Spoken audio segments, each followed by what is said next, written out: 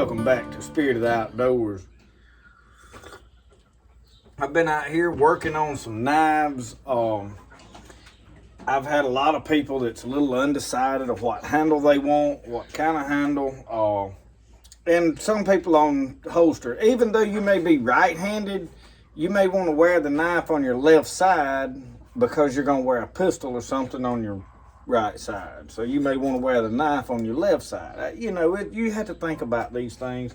So just because you're right-handed, you may not want it on your right side. You may want it on your left side, like a buddy of mine said, so he could wear his pistol on. So anyway, the woods. Now this wood is something that my dad-in-law brought me from up in Indiana, and I'm not sure what it was. It was some overseas wood. I don't know what it is, and I only have that much. Same with this right here. Uncle Sasquatch sent me some chestnut. Now this chestnut is very interesting because I want you to see here, I have a piece of an old board that come out of a barn I tore down when I was building my house. And I want you to look at the grain in this. All of it is not exactly the same, but it is all very similar. And then look at the grain of what I have here. I don't know what this board is. That's the end grain of it. If any of you can look at it and say, hey, I know what that is. It is a very hard wood. It was in a barn that was over about 120 years old, and I tore it down. It was falling in. I put most of the wood in my house, and this was a big old beam. And I have several pieces of this. I ripped it up into slats. And I'm going to put this piece back up. Uncle Sasquatch told me that was chestnut. But the grain looks very similar to what I have here. And you see this has some rotting on it down here at the edge. But there's some very solid. I have plenty of it. To make knife handles out of, it is a very hard wood. I do not know what it is. Okay? We're going to call it the mystery wood, unless somebody out there can tell me, hey, by looking at it, I know what that is. I'm going to be like one of them used car salesmen. I wouldn't lie to you. So I don't know what it is. But it is whatever this block is. And this is the other end of it, if that helps somebody.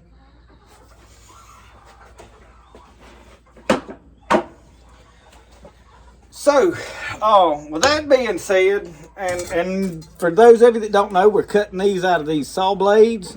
At the top, I have a patch knife that tells you a little bit about the size of this. While we're on this, I'm going to address one more thing. We're going to use Jonah.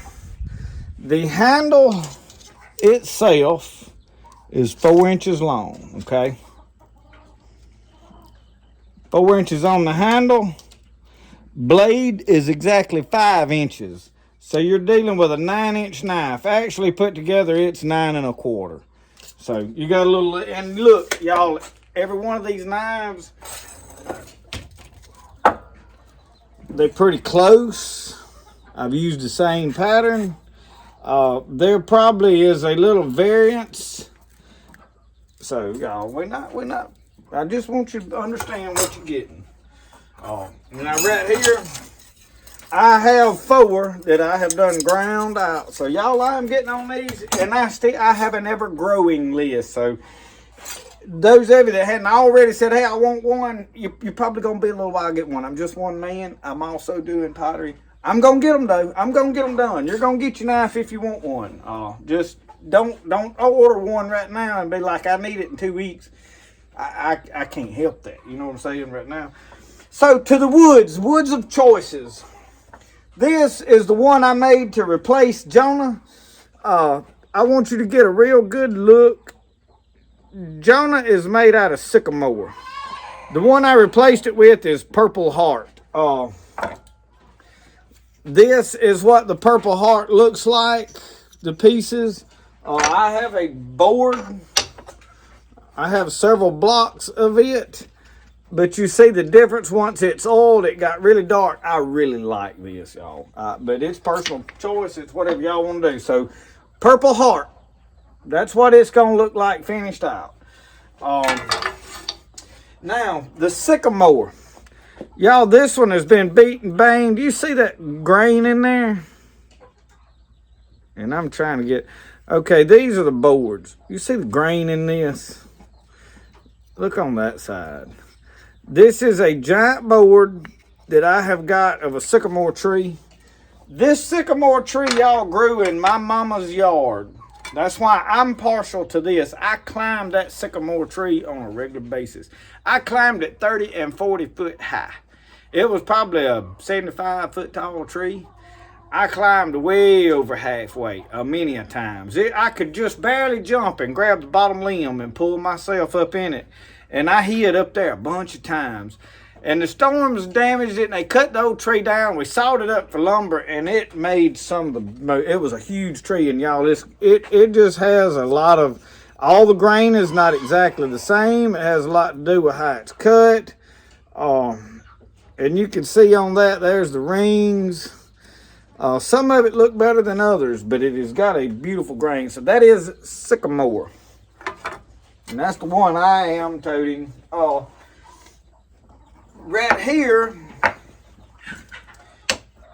is somebody told me it was monkey wood. I have later found that it is zebra wood.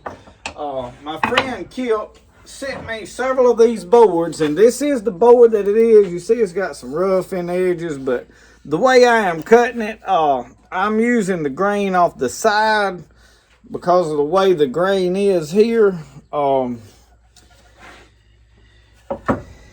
So the issue you've got right there, you've seen those two oil down. What I'm oiling with is boiled linseed oil, okay? So let's open this up. Let me get another drink of my tea. And I need y'all to learn how to make this holster. My dad-in-law, my wife's daddy, gave me this holster. It is to mount, on the belt. Like right here. So you can come out with that. I have never made one of these holsters, y'all, but it fits that knife really good. Now somebody's gonna be like, yeah, make me one of them. I ain't never made one. I might can, I don't know. We'll just have to see. The good thing about it is it's ambidextrous. I mean, you can wear it either way, You can run the belt over it, under it, turn it this way, you turn it this way. I mean, I really like it. It don't, and the knife stays in it. It is what it is. Somebody said they didn't like it. It is what it is. Say, I really don't either, but I got a habit of saying it. All right, I'm just going to brush this on there because I want you to see what this comes out to be as it soaks up oil. We're going to do a couple of these that way. I had done drilled some holes, was fixing to mount this in something, and I backed out. So it gets dark, turns really dark with the oil, soaks it up really good. Several more coats, it keeps getting even darker. And my friend Kip wanted a knife. That's what he wanted on his. So, I don't know how to give you an idea. I reckon like this.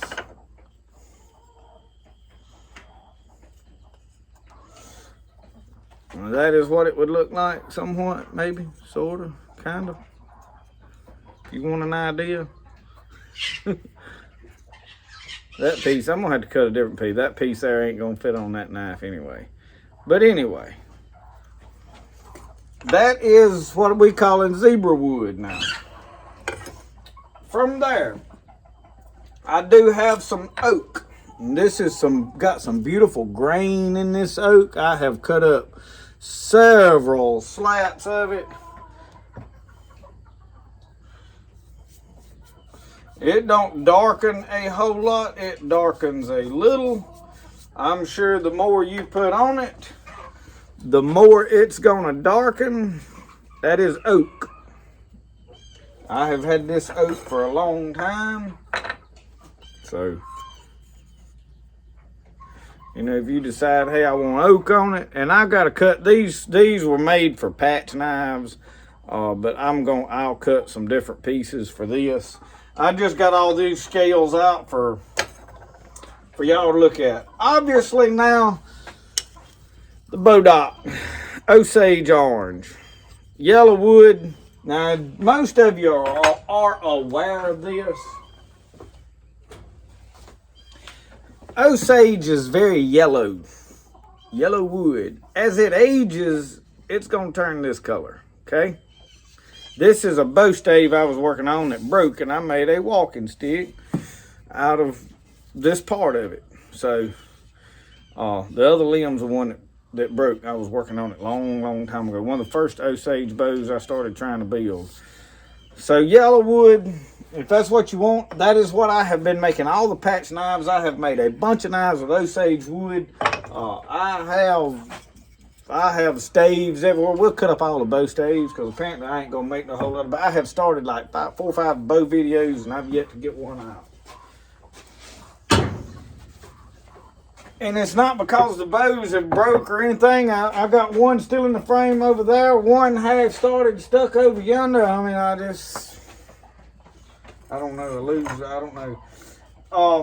This we think is black walnut. Very, very dark wood. If you're interested in that one, we're calling it black walnut. None of us are 100% sure that's what it is. And I don't know if you can't even tell the grain, but it is so dark. Oh, it is almost chocolate. I do not know what it looks like once you apply oil to it, because you would be I mean, it's gonna turn nearly black. Okay.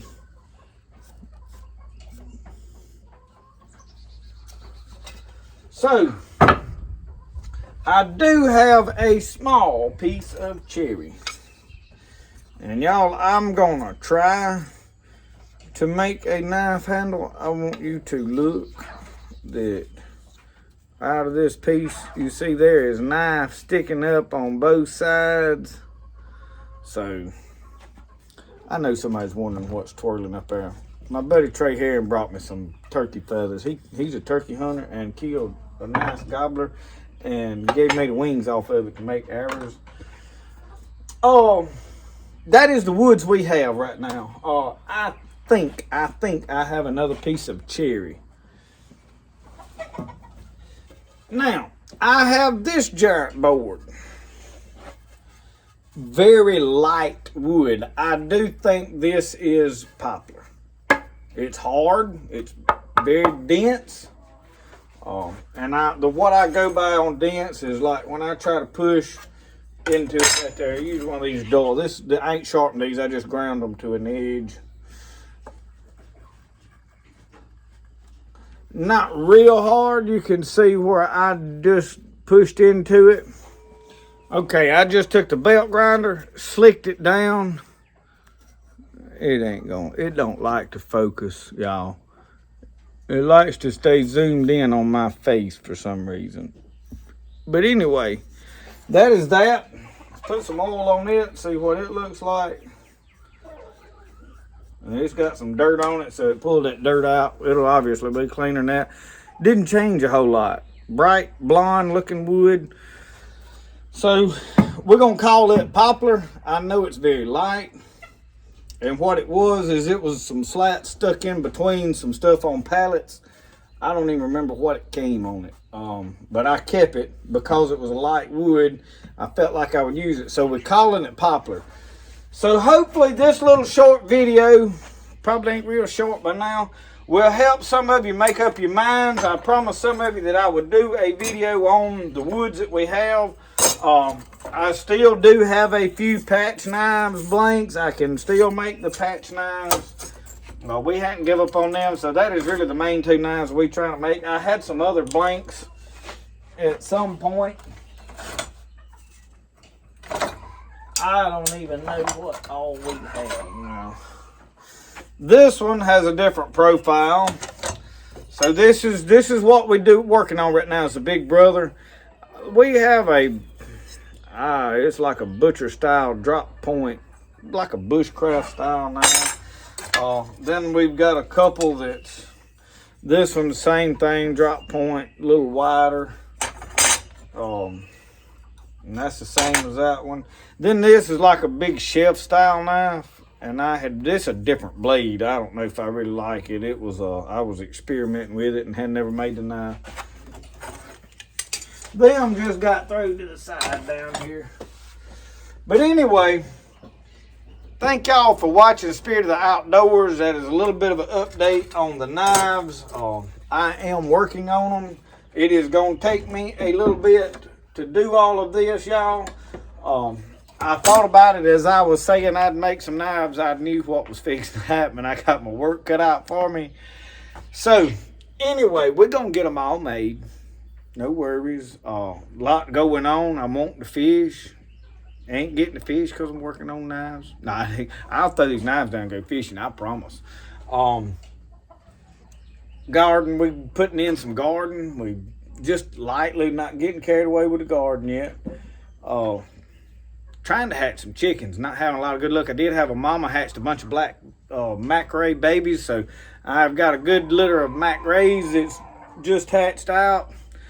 They seem to be the only thing hatched. I'm probably fixing to bring an exotic rooster onto the yard.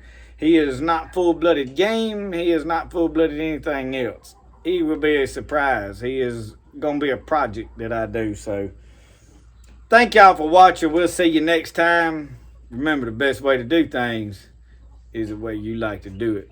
We'll see y'all.